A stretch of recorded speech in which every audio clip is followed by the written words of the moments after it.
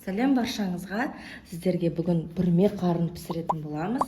Қалай дайындалатынын көрсететін боламыз сіздерге. Осындай жылқының қарынын алдық біз. Осы қарынға бәрін салатын боламыз.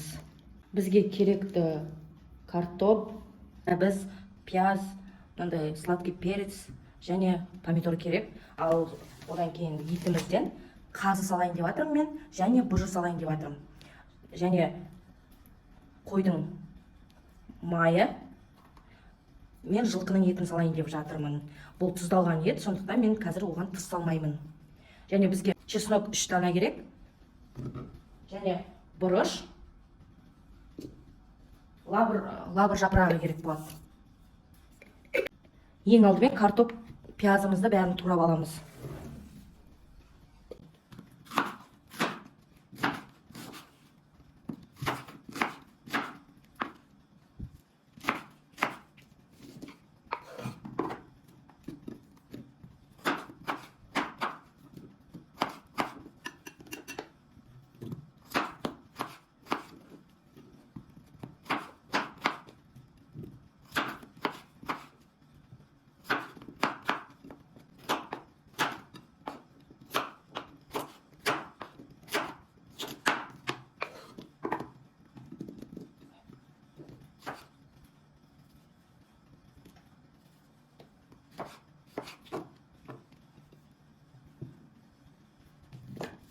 Қарынымызды аламыз.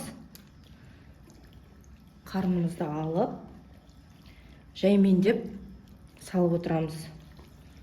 Осындай қарын. Майымызды турап аламыз.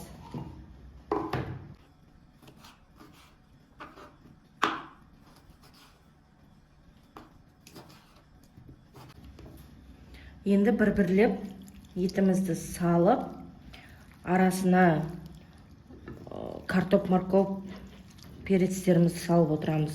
Менімен бірге соңына дейін қараңыздар. Тұтас етіміз, бұны кеспейміз, осылай саламыз. Етімізді саламыз.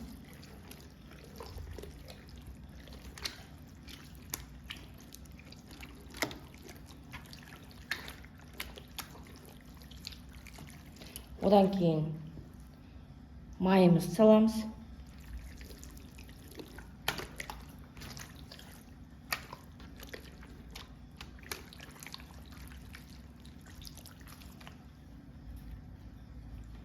Және көзбен сала береміз. Помидорымызды, болгар бұрышын.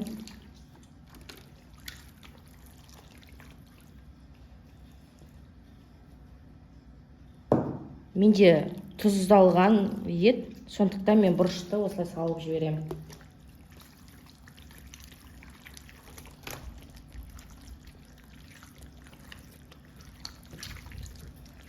Осылай ашып алуға болады, мен сияқты. Егер де сіздерде үлкен осындай қарын болса, осылай жасайсыздар.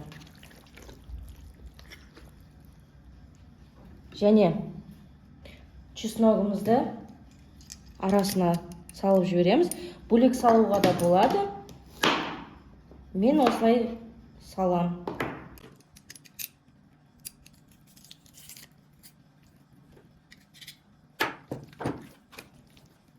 Картопымызды кішкене салып жібереміз.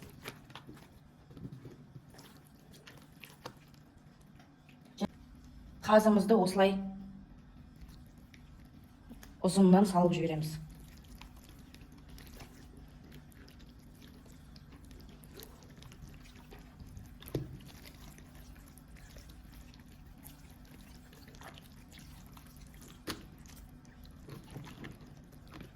Қазымыз салынды.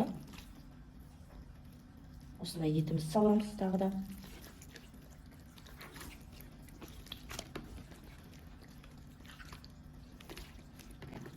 Еттің сүйегі жыртып кетпеу керек.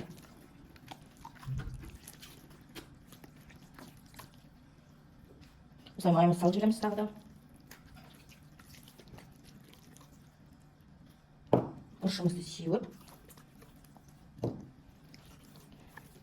Барлық жеріне барады, өйткені бұл сорпада піседі, суда пісетін болғасын. Қорықпай сала беріңіздер, бәрі араласады. Пиязымызды бәрін бірге сала береміз, көз мөлшерімен.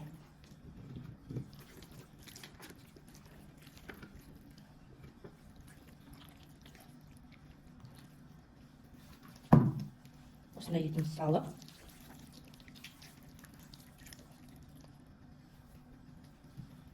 өте дәмді болып піседі. Мен бұны бірінші рет жасап тұрған жоқпын, сондықтан қорықпай жеуге болады. Өте дәмді болып шығады.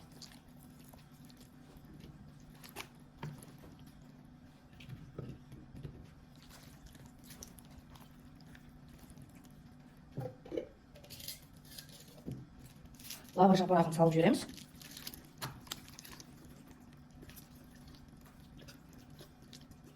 Аңыздарда болады, арасына салып жіберсеңіздер де болады. Бәрібір, дәмі бәрі бірге шығады.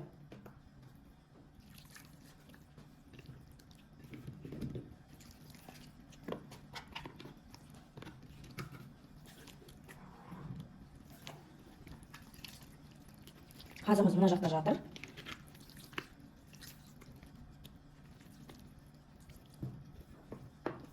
Мынандай жілік бар менде. Сол жілікті саламыз.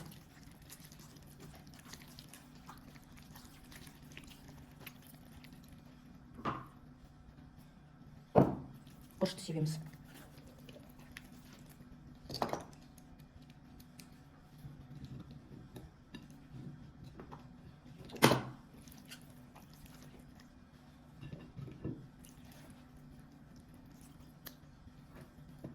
Менде осындай шағын бұжы бар.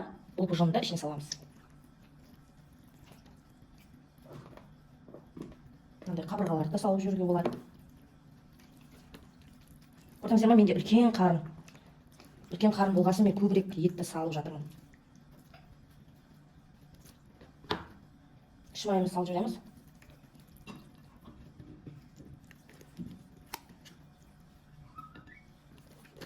Егер де аузын осындай жіппен бірмей зубочисткамен қыстырып салатын болсаңыздар, онда ішіндегі манағы дәмдеуіштердің бәрі сыртына шығып кетеді сорпаға. Сондықтан осылай бүреміз. Міне кастрюлемізге саламыз.